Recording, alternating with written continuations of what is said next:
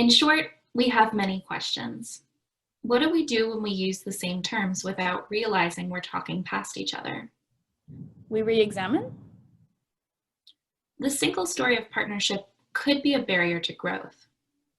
What is partnership? Scholars use many names.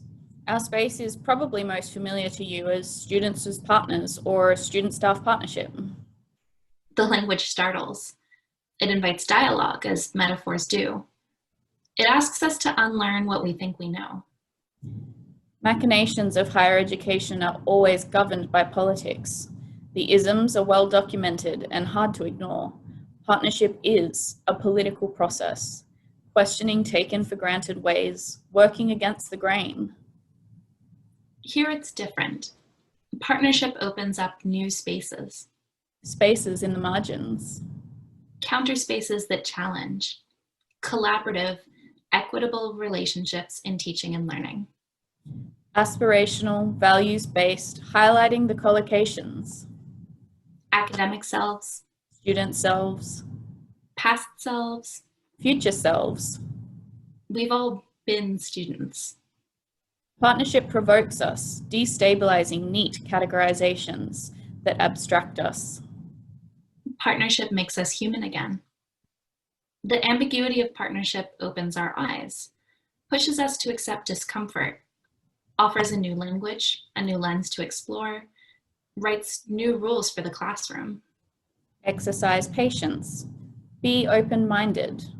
Fully understand. Be playful in academic spaces.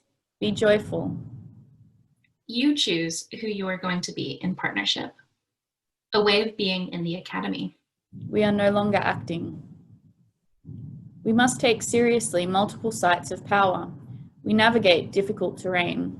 This requires careful attention by all. I was not always met with understanding.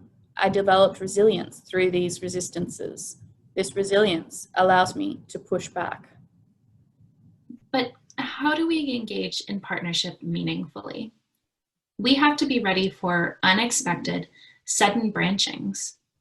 Can students truly be equal when power, privilege, and status are inscribed?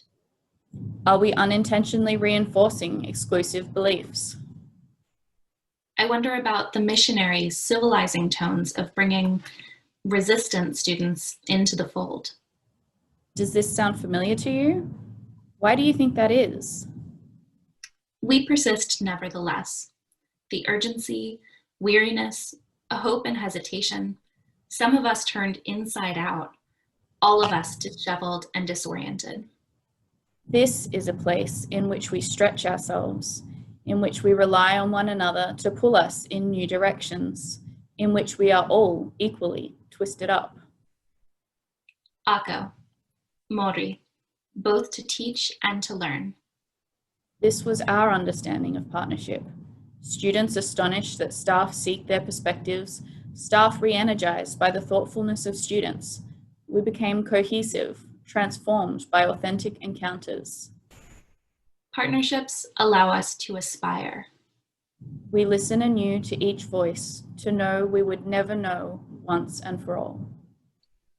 So, Lucy, should we tell our audience a bit about what it was that we just read? It's tempting to leave them in the dark, but yeah, let me give you a little background. So Sophia and I recently published an edited collection of chapters from all around the world about student-staff partnership.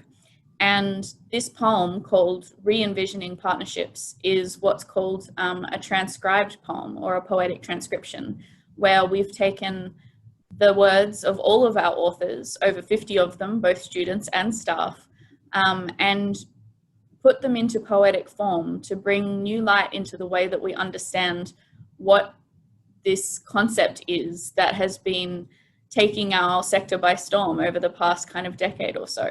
And Sophia, we've been asked to talk today a little bit about provocative partnerships.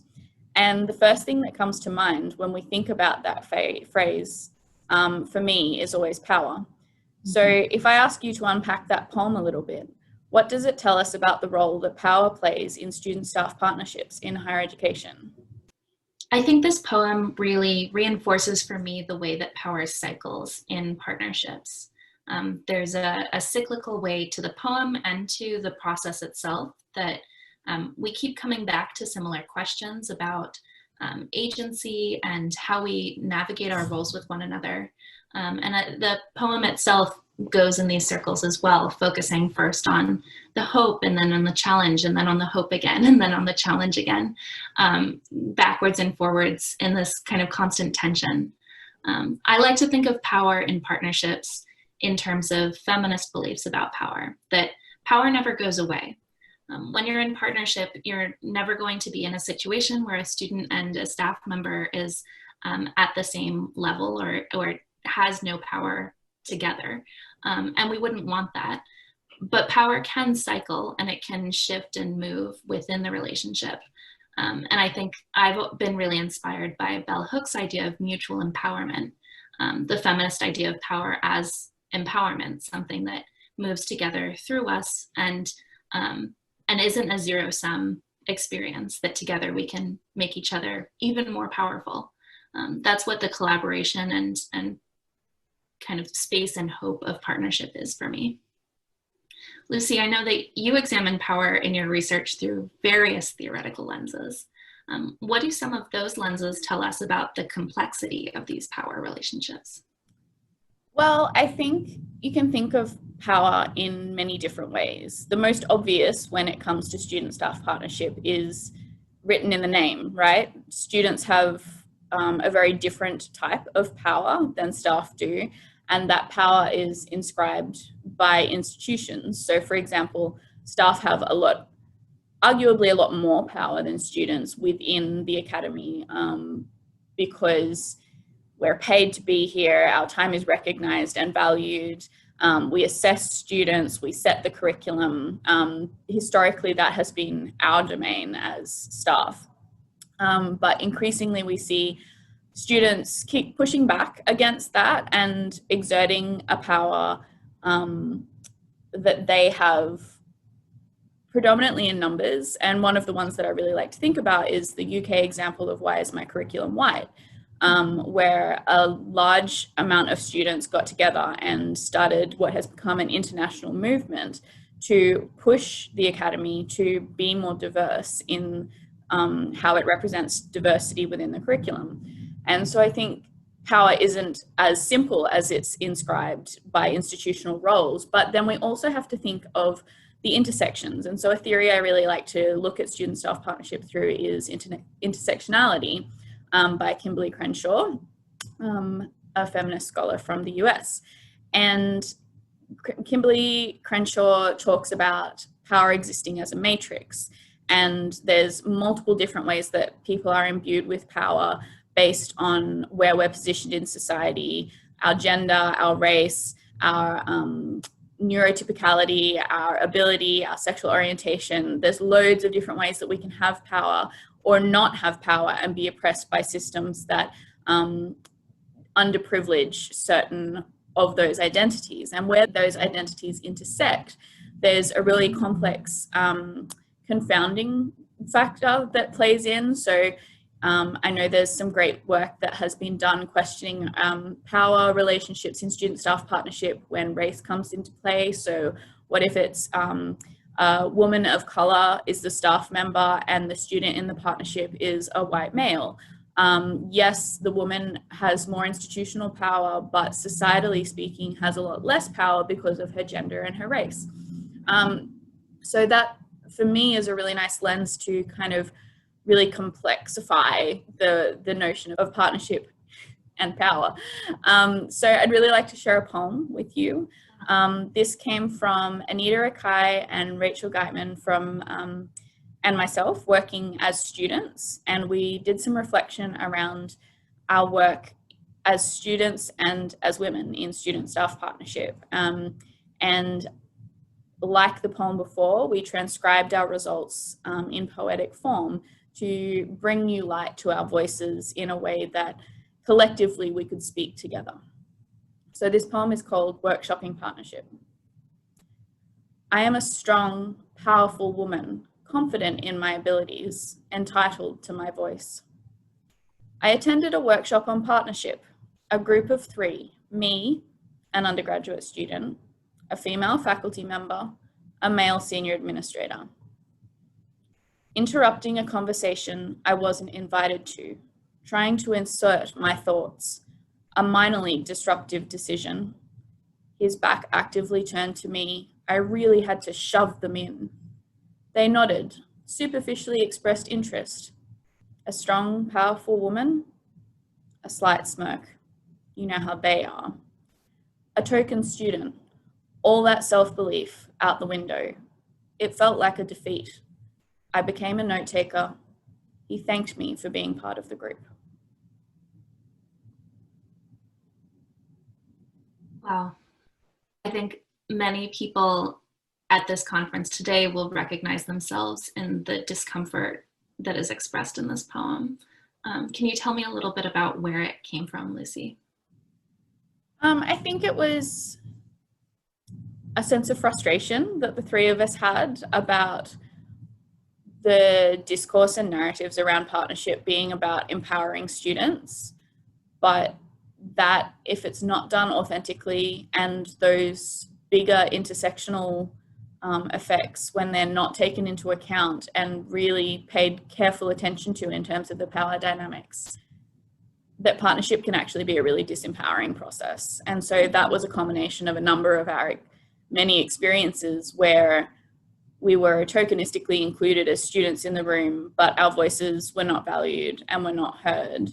And in nearly every instance where we felt that to be the case, there was usually a gendered impact intersecting there. And so trying to tease out that intersection that happens when we don't pay enough attention to power in its many forms in partnership. And Sophia, I know you have had a lot of experiences of working in partnership, like me, with between being students in partnership, being staff in partnership, being student and staff working in partnership at the same time. What are some of the other ways in which power has played out in partnership for you? It's a great question. I think this poem and the one before and what you were sharing earlier, Lucy, about intersectionality is the role of your position in an institution is nebulous. And an interesting part of working in partnership, especially as a student and then moving on and continuing to be involved in this realm, is that you don't stay a student. And that many people who get excited about partnership go through transitions and are sometimes students and then sometimes staff and then sometimes academics, and they kind of transition through many of these roles and are multiple of these things at the same time. And now as a graduate student, I'm experiencing that very firsthand. And that liminality is an element of partnership that is really key and interesting to dissect. There's a great article by Alison Cook-Sather and Zane Smith talking about the liminality of partnership and the way that partnership itself creates a liminal space for people to exist in, where your roles still matter, but you're also taking on or operating in a wholly new role, which is that of a partner.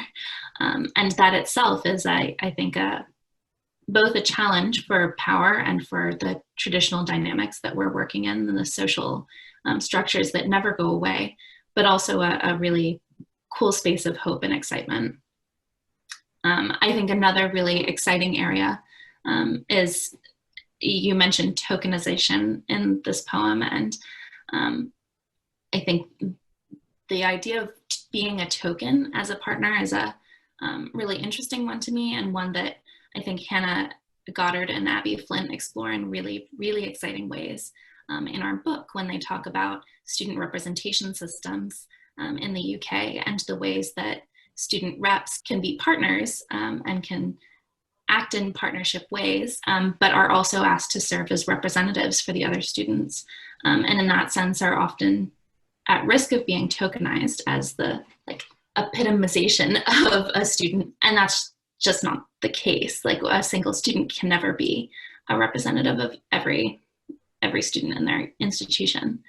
So the power that that student holds is quite substantial, but then the situations that they're put in to speak for or speak on behalf of their peers and colleagues is a really challenging one, and can also put them in vulnerable situations with the institutional leaders that they're working with.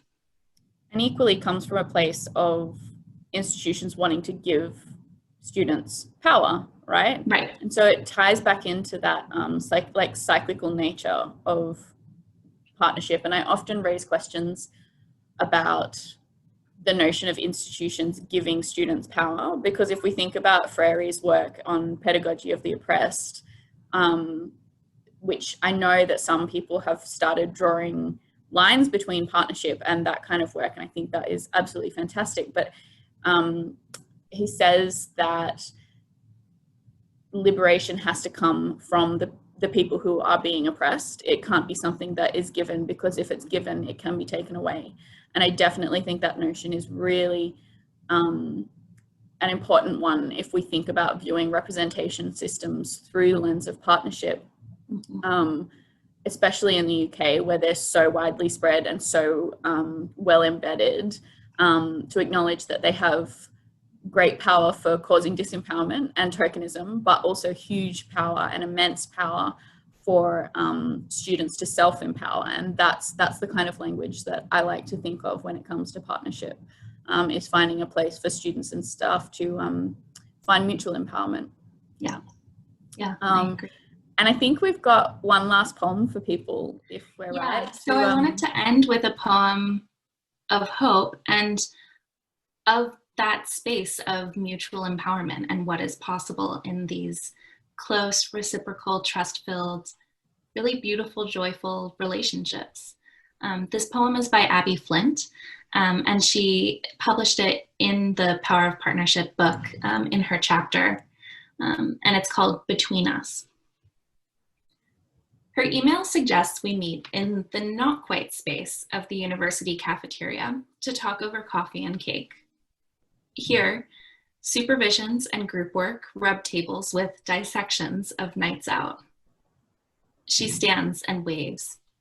I know her by the scarf she often wears in class, blue and green geometric silk. We sit down to our uncertain task, a dance of asking, listening, carefully offering slivers of self between us, a brave space. She pulls the scarf through her fingers. Our work is built on words and small actions. A name remembered, a door held open, a palm outstretched, food shared. Tiny, significant kindnesses. She lays her scarf across the table between us, an intricate path. I literally have goosebumps. I get it every time I read that poem, because it just reminds me so much of all of the joys of partnership. So I think on that note, we're going to wrap up, and we hope that, as the title suggests, we've given you some provocations around partnership, and it's been a real pleasure. So thanks for having us. Thank you.